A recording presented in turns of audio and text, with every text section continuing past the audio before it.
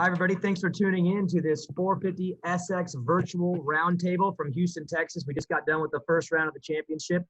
Wanted to get some guys on the line that had good nights and talk a little bit about it. We got the Supercross media, of course, involved here as well. I'm going to kick things off with some questions for the guys, and then we'll just have some fun. My first question for y'all is, do you want to know what the new track's looking like? Because I'm watching the track crew build right now. I got some insight. Adam, I'll start with you. Is there anything you'd like me to report on the track for number 2? Yeah, the Dragon's back. It appears there's a chance that you're going to be able to go off the Dragon onto that next table. I'm going to need to see how possible that is. That's not built yet. Must be the last lane they're building. They don't have that. Malcolm, anything from you? I don't know. You got sand out there. Not sure about that. So I'm not sure. I don't know. I'm just going to leave that one alone. All right. Well, as we get a little further into this thing, it looks like they're building the whoops. So if you have any questions on that, give me about 10 minutes and I think they'll be done with them. So anyways, Malcolm, I'll start with you. Great ride. Obviously, I know you're excited with the bike. Getting on that Star Racing Yamaha team, I know you gelled very well with it. Overall, coming out round 1, 5th, are you happy? Yeah, no, definitely really happy about how yesterday went out for us. It was definitely one of those deals that, first round, man, you don't know what's going to happen. And actually putting the bike under the race conditions, I was actually really happy of how I actually raced and how the bike was actually handling stuff. So for me, it was just a solid ride. There was definitely some carnage that was happening behind me. I didn't get off to the best start, but, we made it work, and I just kind of cruised to 5th, so, but that was only the first round. So that's a good thing about Supercross is we're here, and here we know, Tuesday's coming up around the corner, and we'll be back out there. And you said there's that chaos going on behind you. Is it good to get the first run out of the way and have just a clean night, and just top 5, smooth, no issues? I mean, is that a way you'd like to start the championship? And then from here, obviously make some moves, but just to get that top 5 and keep it clean, is that what you're looking for? Yeah, it's a lot easier to start the beginning of the season with a solid result than, picking your head off the ground like, man, I'm, 18th or something like that. So for me and actually another thing cool is it's my best start off for the season. So in the 450 class. So it's just from here, it's just building and just being consistent, and, we'll see where we are, in 16 rounds. Right on. David Iser, DMXS Radio. What you got? What's going on, guys? Say, Adam, last year you were the qualifying king, and this year you kind of came out a little bit slow, and then your night wasn't kind of maybe up to your standards. Talk us through the night. Talk us through, from practice to the heat to the night, and maybe where you can improve going into H2. Yeah, I think initially I was okay in free practice. I felt pretty good, but I was a little bit uncomfortable when the track got worn in, like the deeper ruts in the turns and kind of the bumpier ruts, and some of the transitions were just throwing me off a little bit. I haven't really raced on a 450 other than Tampa, and that's kind of a bigger stadium floor. I haven't had a chance to race kind of those tighter East Coast style tracks yet, on the bigger bike. So just adjusting to the track being extremely tight. I definitely in practice, I was trying hard. It wasn't like I was just going out there to, put a decent lap, and I was doing my best. But yeah, obviously just didn't have it. But I think I steadily improved throughout the night. I put myself in a good position in the heat race and in the main event. And obviously I didn't have the raw speed to run with the top 2 guys, but sometimes that's just the way it goes. And I think on a night where I didn't feel my best and, maybe didn't gel with the track and a couple other things, I'm pretty happy with the 4th. And it was kind of an uneventful, quiet night, which I don't have many of those, so I'll take it. All right. Well, Kenny talked last night about the aggressiveness and those rutted turns and not being able to go in there without risking, making contact or actually possibly both going down with the same dirt that they're having for H2. What can you do between now and then to get comfortable with those ruts and that tighter track and those conditions? Yeah, I think it's just about just adjusting your technique and also the motorcycle to kind of suit your tendencies for the track. I think too, the dirt not being outside, it's staying inside. I could see it potentially getting drier, for the second race and the third race as well. But whatever it is, I think just watch some footage of the top two. Barsha and Ken rode great. So just study some film and just I think, just rely on my team for some info with the bike and myself. I don't think we need to make any drastic changes. Just maybe a little bit more rolling speed and some turns. All right, thanks, Adam. Dylan, this next one's for you. Your first 450 Supercross, you had a lot of time, unfortunately, off the bike in the off season that kind of puts you behind the 8-ball. It looks like you're going to have a rough day because of qualifying and practice, but then you come out and have an outstanding first rookie Supercross. How did your day go? Yeah, honestly, was surprised also by the result. Was really good. Really happy about it. It was hard because everything is really new for me, for the team. It's new. Whole team that don't have the experience of the 450 in race conditions, so everything was new. We had to really learn during the press day, during every practice, and I struggled a little bit, get the rhythm, find myself with a top guy. It's everybody's a past champion or past winner, so it was hard to find myself with the guy. And in the main event, I don't know, just the racing condition was great for me, and I just give everything I had to the checker flag, and it paid off. So I'm really happy about it. We learned a lot with the team, and we're gonna try to improve a little bit on the bike and see what we can do on the next race. All right, thanks, Dylan. Last question, Dino. We didn't start in Anaheim. You guys burned tons of laps out there on that hard pack, and a lot was said about the dirt and the ruts last night. What was the difference, attitude-wise and vibe-wise going into H1, and what are you going to do to better your performance going forward in Houston? Yeah, I think just to start, it's pretty hectic back there. There's so many fast guys, and I watched my video, and there was like 5 guys behind me off the start, and when you're in that heat in the battle, I was like thinking I was more farther up than I was, but there's just that many fast guys, and I was battling outside the top 10 with like Cooper, and there was just like so many good guys in this class. It's crazy. So that start's just super, super important, and put yourself in a good position. And the carnage as well, like there was yellow flags everywhere, and it was pretty crazy from my perspective being in the back. And so I just need to tidy that up, and I think we'll be all right. What about the dirt and just being in Houston as opposed to California, the opener? Well, for me, I've been in Florida, so the dirt was actually a lot more grippier than what we've been riding. We've been riding more of a softer track, so that kind of caught me off guard a little bit. But Texas dirt is one of my favorites, though. It's nice and grippy, and it forms nicely. All right, thanks, Tino. Joe Montana, Moto X Pod. The legend. It looks like AP's joined us. Are you there, Aaron? Yes, sir. Hey, man.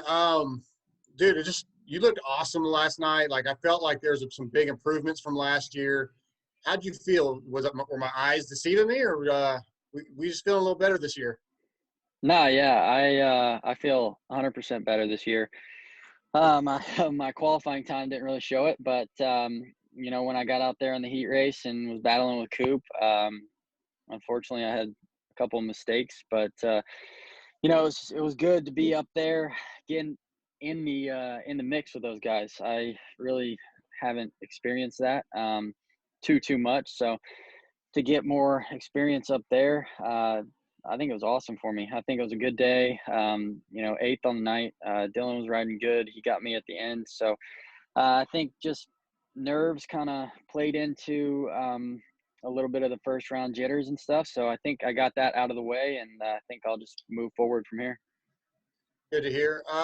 Adam, the track just seemed like it was hard to make up time in a lot of places. There's that one rhythm section that you could do things differently. But other than that, it just seemed like it was really hard to make up time. Going forward, I'm sure the tracks have changed. But was that the case, you think? Was it the track that just made it difficult, or something else? No, I mean, I think you can always say it's kind of hard to make up time, especially when, like Dino said, there's, 18, past winners out there. A lot of, everybody's really close. You look at qualifying times and all that. But I think what made it exceptionally difficult to pass is a track like last night when it was a little bit soft, and you get the deep ruts on the end of the corners. In order to really come in, like you saw with Ken after the whoops, right hand 180, and then that difficult rhythm into the left over the start there, he looked like he had Barsha a couple times, but it's something with the way the ruts form. It's hard to cross all those ruts and really block somebody off. I think it makes it makes it more difficult to pass for whatever reason. But I thought the track we did 28 laps. So you could ride around in a circle for 28 laps and it would still be pretty difficult by the end. I think even the most basic rhythm sections, the G outs and the transitions are changing when it's that soft. They're changing almost every lap. So I didn't have a problem with the track, although it wasn't my favorite and I didn't gel with it. I thought they did a fine job with it, and clearly people were able to separate themselves. I mean, I think I got beat by like 20 seconds. So I think you can find time out there. Right on. I'll let everybody else go and try second rounds. Thanks, Darkside. Jason Wygant, Racer X, before you ask your question, I got one for you. Is the Keurig situation settled at the house, or are we still having issues there? No, there's a real discussion of brand awareness. People saying that they stand for one brand of coffee and then not being consistent with that. It's really been an issue. Thanks for asking, though. Yep. All right, go ahead. Yes. Hey, for Adam, you had a couple procedures there with your elbow and your wrist and all that. And then a lot of riders say, man, the fitness thing with nerves and the intensity, it really, really starts to show itself when you're actually racing. So did you feel strong all the way, or a little bit of that missed time, you think, was that a factor? I mean, I definitely think I would be stronger if I was able to put more weeks together in the off season, but I feel stronger than I was last year still. Like physically at the end of the race, I felt strong. Yes, the arm's still a problem for me. The more bumpy the track is, like in those ruts in the middle of the turns, like the flat corner before the whoops, for example, that type of spot is really difficult for me. So I was just trying to avoid the ruts with the big bumps in them. But yeah, I mean, it is what it is. I think I felt pretty strong. I wish I was able to obviously be a little bit stronger with my arm, but everybody's kind of dealing with something. Oh, so is this a situation where it might continue to get better because this is still fairly recent, or are you kind of stuck now? Yeah. So, according to my doctor, so that basically right at the elbow, my ulnar nerve they call it ulnar nerve entrapment. So that was my problem with my losing grip strength for the past like year and a half or so. So when he relieved the stuff that was blocking the nerve, he said that, like basically the signals the brain sends to that nerve was being blocked because it was entrapped there at the elbow for so long. So now that he relieved the pressure on the nerve, that all those muscles that haven't been receiving signals from the brain, I guess it takes them a while to kind of wake up and get going. And so he said after about 2 or 3 months, I should start to feel pretty normal. I have felt it getting better, so I'm definitely encouraged by that. But I think it's just about managing it the best I can at this point. And it's not like I'm incapacitated out there, like I'm about to fall off, but it's certainly not ideal. Yeah. Okay. And then last thing for you then, we saw great speed last year. We saw good rounds and bad rounds. This was like a medium round. Is that actually a win for you to have one that was just quiet, solid, not too high, not too low? Yeah, it really was. I think fourth at the first round is nothing to hang my head down on. Yes, I could have ridden better, but I could have gotten, a 15th easily too with how, how the field is. So very quiet day for me. I haven't had too many I felt like anybody, nobody really knew I was out there. I got done with the races, got back to my apartment here, and I was tagged in like 3 photos on Instagram, and normally my nights, it's either a highlight of me like doing some backflip on accident or, doing something crazy. So it was cool to have a quiet night. Cool. All right. Thanks, Adam. And hey, similar question from Malcolm. Fifth is good. It looked at one point, maybe you were closing on Adam a little bit. Maybe you weren't too far back from Marv. But are you just happy to just get what you get in the opener, even if a podium might have been in play? Yeah, I mean, like what Adam was saying, I mean, the track started to go away pretty fast. And I felt like the harder you push is almost like the more time you lost. The whoops got pretty gnarly, honestly, even though we were jumping through them. But I'm not going to lie to you, I was probably one of the hardest jumping whoops I had hit. And just when you try to push harder to catch somebody, it's like, again, you start making more mistakes, and the rhythm lanes, just everything, even though everything's changing, a simple rhythm can be just so tough, So to me, I mean, Adam was there. He was dangling the carrot in front of me, but honestly, I felt like that actually just kept me more in the race instead of worrying about what was behind me. It was just worried about what was in front of me. And again, we cruised across the checker flag in 5th. There's nothing to hang my head low over. Again, I think it's a great season opener for me and something that I can learn and build off. And again, it's a whole new bike for me, new team and stuff. So putting that bike on the race conditions, especially how the track was last night was good. And like I said, I was happy with the bike. And Adam mentioned it earlier that, even inside the stadium, the track should start drying out, for round 2 and round 3. So we'll just see from here. Okay, thanks, Malcolm. One more for Aaron. When you started closing on Cooper and you can see the lead in a heat race, and it's been a rough couple of years here, what was that feeling like of, I'm at the front, this is a guy that's won a Supercross title, and I'm right there battling with him? What was the emotion when you realized, because all the practice laps, you never know really where you're going to stand. So what was it like for you in that heat race, Aaron? Yeah, I think when I was behind him, just chilling there for a minute, I was good and I was cool and calm. But when I started closing in on him, I was like, okay, I could actually do this. And then I think it kind of just, I don't know, it overpowered my my riding skills, and I kind of just went in and tried to make a pass, didn't make it stick, and then I started making mistakes. So I think, I got a little excited, tried to push the issue, and then started falling apart after that. But now that I know I can run up there, I think it'll be a lot better. Cool. All right. Thanks, everybody. Thanks, Weege. Nate Ryan with NBC Sports. I'm going to come to you next, but I got a quick one for Dean Wilson. Dean, I talked to your team a few weeks back, and they were super happy with your off-season and the progress that you were making. As far as your off-season went, was it just being healthy the whole time and being able to kind of build, or were you trying new things? Because I know on Instagram you're always doing different things that I see other riders, turn tracks. Just kind of talk about that last month or so, because the team was really happy with your progress.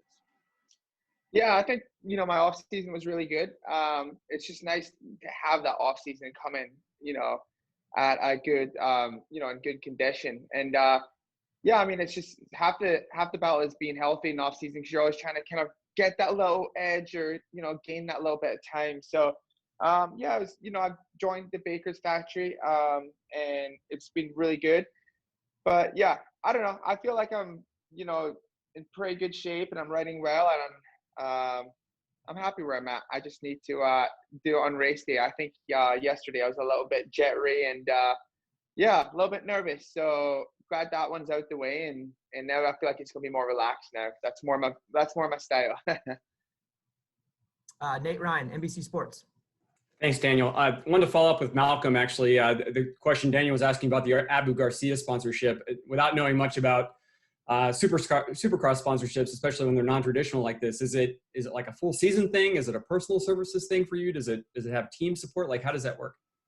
No, it's a personal sponsorship that I was working on in the off season. And again, it's with me posting a lot of pictures on Instagram with me fish, I just caught their eye and they reached out to me, and we just kind of sealed the deal and just made it happen. So it's just cool to have a different sponsorship that's outside of moto, especially with something that I'm involved in, like I said. So I'm more than happy about it.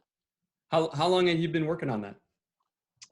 For about, I would say about 2 months. It was like an super easy conversation, and then it just started turning into something, and we made the deal happen, and literally just signed the deal like right when 2021's happened in January. So again, I'm beyond stoked about it.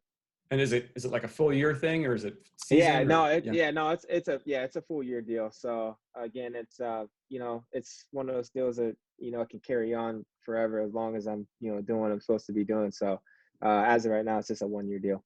Great, that's cool. And a question for Dylan. I know you ran Salt Lake last year in that 7-race stretch, so you're kind of familiar on what happens when the track changes, and you had some success with that. So just curious, like, what do you take from that stretch last year in Salt Lake of multiple events in the same location, with the track getting tweaked into these 3 races in Houston? Like anything you'll be applying tomorrow night that or Tuesday night that you learned from last year when the track changed at the same location? Not much, honestly. When you show up in the morning, it's a different track, so you still have to restart the whole process of a new race. Even if it's the same stadium, you still have to relearn the track and think about what's the best combination in the rhythm. So, I mean, at Salt Lake, the thing was that the dirt was really dry, so we didn't. It was really always the same thing on the track, really dry, and it was all about traction. At Houston, what is really different is the dirt.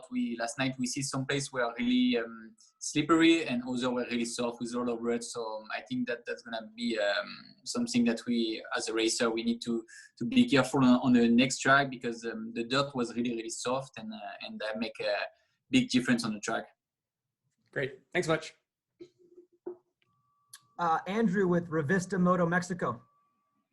Hey, thank you, Daniel. Hey, wonder if I could bother or ask a question for all of the riders, if that's okay. I'm just trying to see if you can give us some insight. The riders are not in their comfort zone. You're not in California or proximity to California or Anaheim 1, and you don't have access to your comfort zone of practice or private tracks. What are you doing to keep your intensity and your level as high as you can for the next few races? You don't necessarily have access to tracks or private or public tracks, for that matter. Is it a lot of exercise or aerobics? What do riders do at your elite level to keep yourselves sort of ready mentally and physically for the next few races? Thank you so much. Adam, we'll start with you on that one.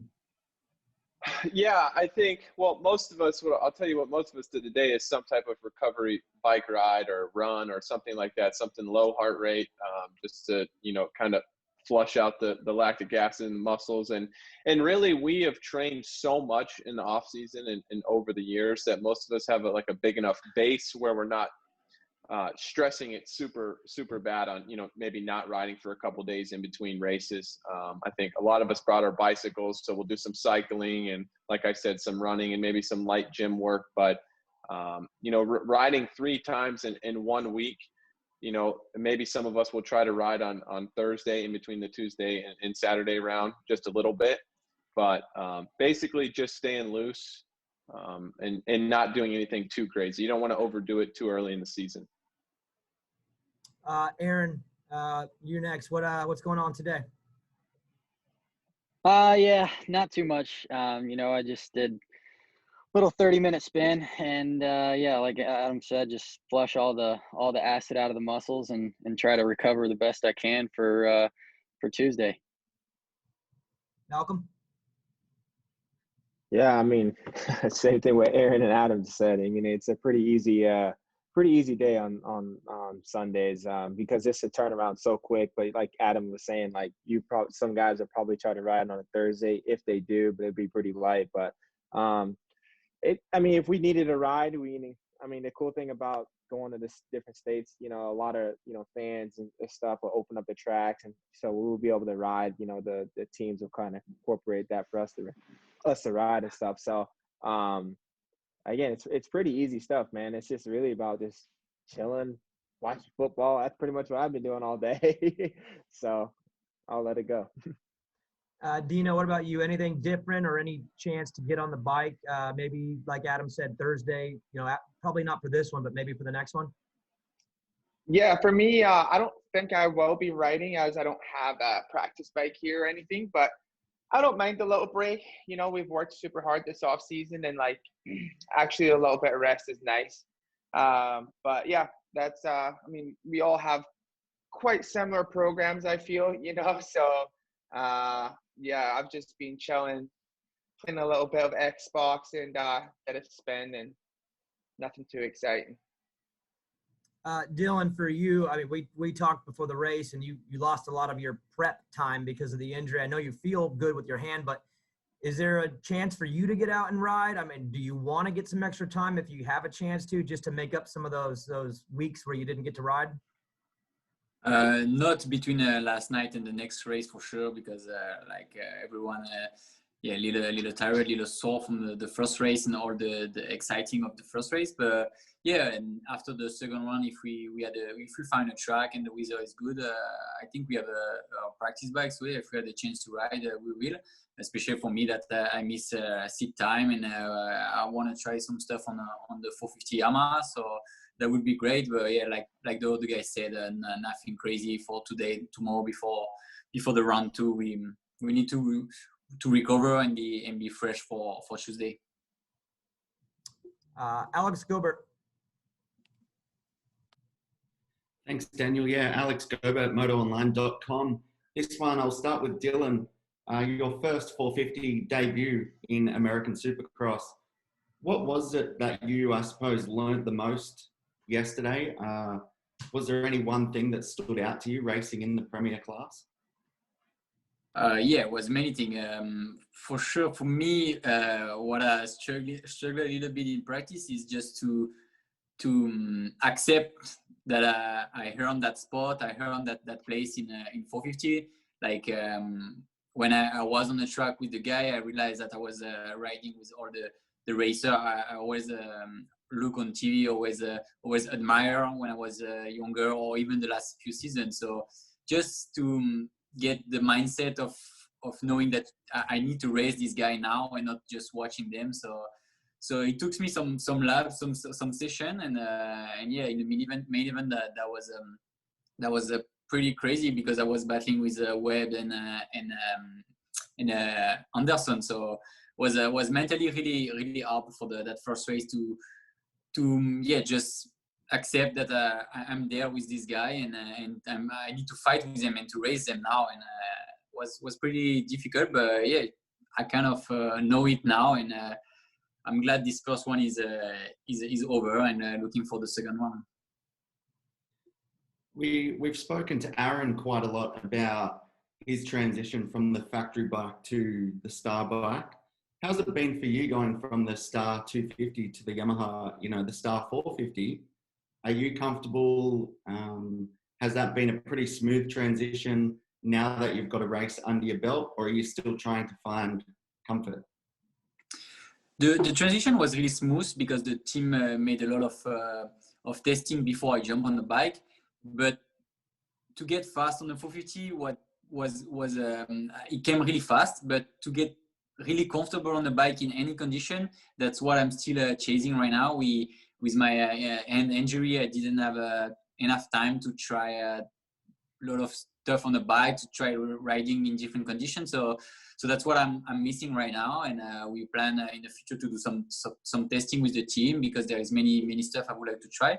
But yeah, the base is good. We see last night the 3 Yamaha were in the top 8, so that's really good. And yeah, I just need to have more seat time, and also ride more that 450 because I didn't ride enough, and I still sometimes like last night. Sometimes I was still in my mind the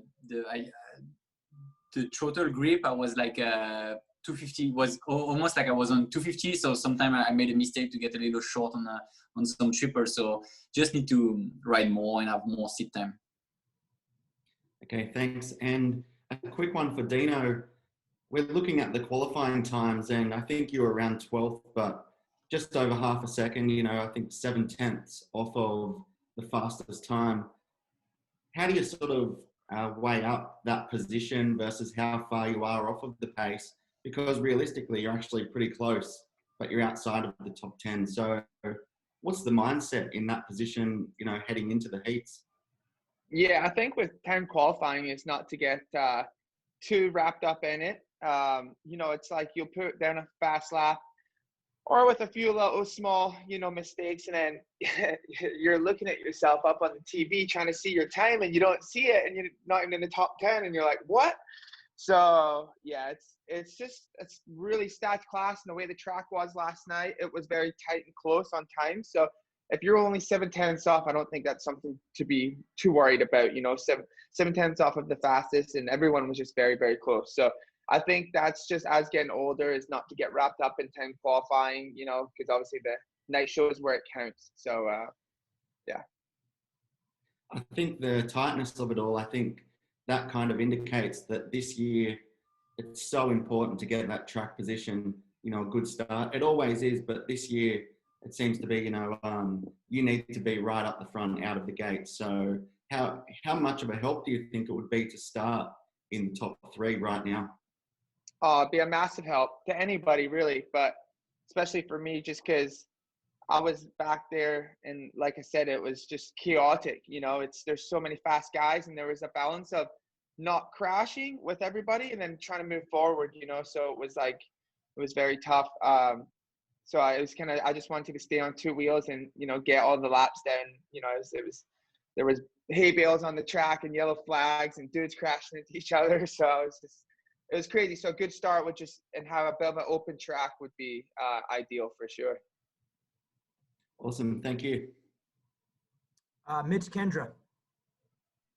Mitch Kendra from Racer X. Hey, Malcolm, my question's for you. So you kind of mentioned the carnage a little bit. Did you know Martin Davalos was so close to you, or did you have to watch that afterwards? Because I think that was a little bit close for comfort. Did you know that was going on, or is that something like after the race you saw and then you're like, oh, geez, that could have been bad? No, I mean, I just heard somebody wide open to the left of me. Like I said, and obviously when you're watching on TV, I definitely moved over a little bit, and I had no idea he was quadding it. But the triple off, you know, at the end of that rhythm lane, you had to jump in on the left side because that was the most peaked out part. And I mean, hats off to Mark because he passed like 5 dudes like coming into that corner, and he ripped that corner. So I mean, he obviously was moving, and again, it just was a bad deal that ended up for him. But again, like I was pretty scared. I'm not gonna lie. I mean, you hear, and all I see is like somebody to the left of me, and I look to my left, and then hay bales are flying, and I'm like coming around, you know, because obviously, you know, you go back down to start straight, you're coming across, and you're just like, oh man, that was bad. I was like, I hope I didn't cause all that. So again, I mean, I know I feel like it a little bit is my fault, but you know, hopefully, like I said, everybody got up and stuff, and you know, obviously, so. But yeah, no, I was scared for sure for it to be an opening round and like 4 laps into the race. Yeah, and then like kind of like Dean was saying, it's kind of tough. You're trying not to cause a crash, but you're trying to get good lines. How was it like tough? I know there's guys trying bigger lines like a triple, quad, double in that section. How was it like, hey, I want to try the big lines that are quick, but you're trying to be safe at the same time? Like, can you talk about that balance of, like Dean said, you want to race ahead, but you don't want to get stuck too?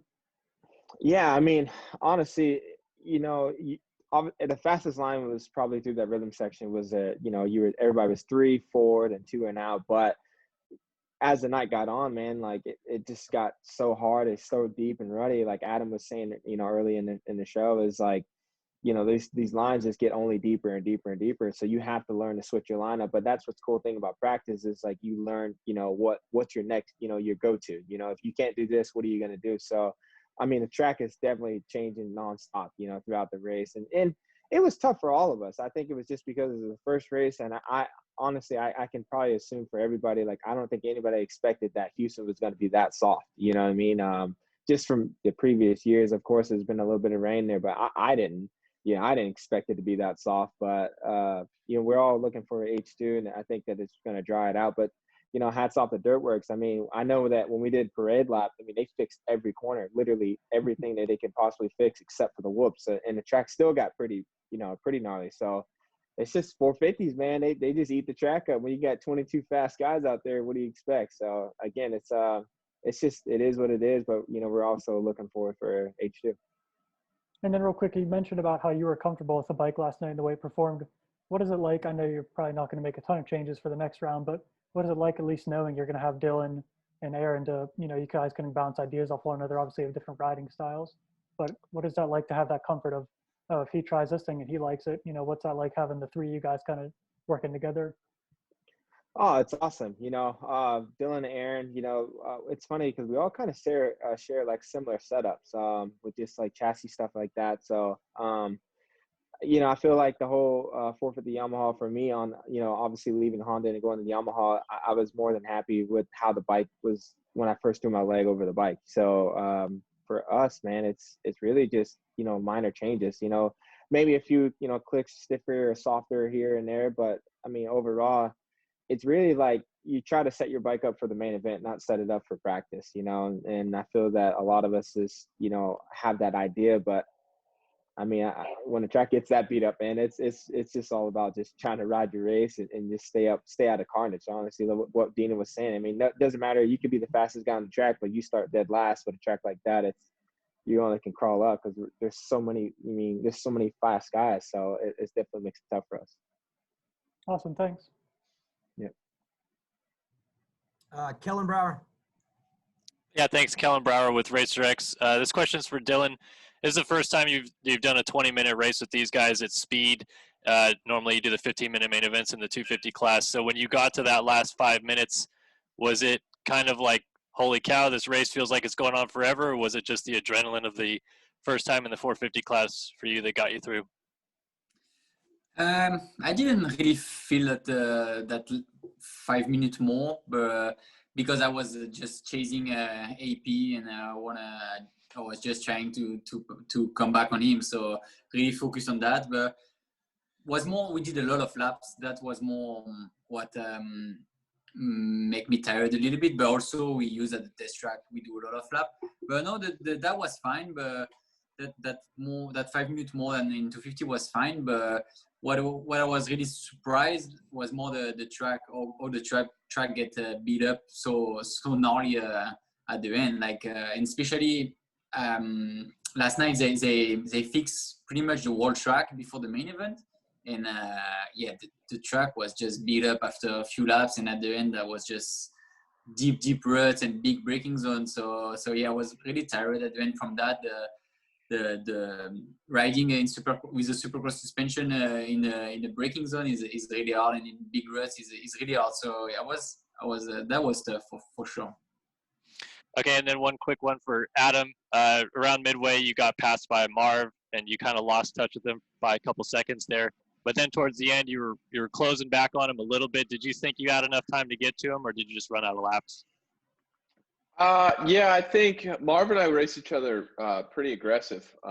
He was. I knew I had to make some moves in the beginning. It's like in the beginning of the race, you know, you feel like if you're not going to pass the guy in front of you, you feel like you're going to get passed by like the whole entire pack, basically. So I was pretty aggressive with Marv, and he was aggressive with getting back by me. He kind of took him a second to get going, but once he did, he was riding really well. So yeah, he got past me, and then I just tried to kind of focus on. He's really good at adapting to the track as it breaks down, and so just tried to kind of follow some of his lines and learn the best I could. But to be honest, what I mentioned with my arm and my grip strength was not fantastic, and I'd be lying if I said I was focused on trying to get Marv. I was more focused on just trying to pick the smoothest lines possible, and I had Malcolm right there riding behind. Right behind me, he was riding really good as well. So just trying to focus on my lines and doing my thing. But I think if I went, balls to the wall to try to get him, I think I could have got to him. But who knows if I could have done anything with it. But yeah, overall, happy with my result. Awesome. Thanks, guys. Thanks. Two more questions. David Iser and Darkside will come to you now. One more from each of you. All right. Thanks. Adam, I asked you the first question at the press conference about your results last night, and you're so accountable to yourself. You don't ever make excuses, and obviously you're limping into the season a little bit injured. Let's just bottom line it. Where are you at on a 1 to 10 health wise, as opposed to maybe last year going into the season? I don't know. If I had to put on a 1 to 10, maybe a 7. I think what frustrated me the most this offseason is not being able to take that rookie season and I had a great outdoor season and good, even though I didn't finish, I had a good Supercross season, and it was difficult for me not to be able to string together weeks where I was, where I feel like I could have made a lot of progress, where you can really build on last year, so I think I wish I would have taken advantage of that more, but with my situation, I feel I've done the best I can. And it's just managing it. Like last night, the track, everybody talks about how tacky it was. The 450 felt like a 650 out there. As soon as you got on the gas, it's like, yeah. And obviously you're holding on tighter because of that. So yeah, it's discouraging because I didn't build as much as I wanted to, but at the same time, having a full year under my belt, I think I'm not any weaker than I was last year. I think it'll take me a second to get that like crazy raw speed and intensity back, but I don't feel like I'm super off the pace. You know, I think it'll come back to me pretty quick. All right, just a quick follow-up. Are you able to do any nerve therapy or anything during the week to help that stimulation that you're lacking right now in that arm? Yeah, I'm pretty much doing different types of therapy on it daily, as much as I can without overworking it. You know, listening to the advice of all the doctors and stuff. And yeah, it's like the last thing I want to do is be the guy that's talking about this or that, holding them back. You know, I'm not saying that last night, you know, my arm's fine and I'm just going straight to the front and passing those guys and winning the thing, you know, but it is what it is. And I try to be, I don't like when guys, even in other, I'm fans of other sports, obviously, I don't like when they're not transparent about what they have going on, you know? So I want to be transparent, let the fans know, you know, I'm dealing with something. So I think, yeah, nothing crazy. Like I said, we're dirt bike riders. We're all dealing with a little bit of something, but yeah, I think I'm feeling good about how we started the season off. Thanks, AC. Last one, Dark Side, MotoX Pod. All right, we'll go to you, Malcolm. With the transition to factory Yamaha and the expectations that come with such a high-level team and, you know, probably expectations on yourself, what do you, you know, how do you manage that? How do you progress now that you're on that team, and do you feel that pressure? Honestly, no. You know, the reason why I don't is just because, you know, as a rider, you put pressure on yourself, you know, to go out there and do the results no matter what team you're on, because, you know, you put so much effort in what your off season, and, you know, you're like, man, we just got to hit these results. And if you don't, everybody probably always gets all bummed out. But for me, it's just really just going out there and having fun, because, man, if you're not having fun, no matter what equipment you're on, you're going to struggle on. And I think that's like the basic that I learned over the years. And of course, you know, being on the, you know, Star Racing Yamaha team makes things easier being on the factory team for sure. So it's definitely cool to experience that, you know, finally on a 450 team. But, you know, again, it's kind of like the basic, like, you know, you put more pressure on yourself than what the team is, you know, putting the load on you. I think it's really more out, just go out there and ride. And if you know, everybody knows what they say, you know how to ride, you know, the results will come. So that's kind of where I'm at. Cool. Appreciate it, guys. Thanks, guys. A little update for you. There are 9 whoops and a starter. And Adam, they are starting on the Dragon's back, I think. So no report yet because they just started. So thanks, guys, for tuning in. This is a 450SX Roundtable, and I'll catch you guys on Tuesday. Thanks.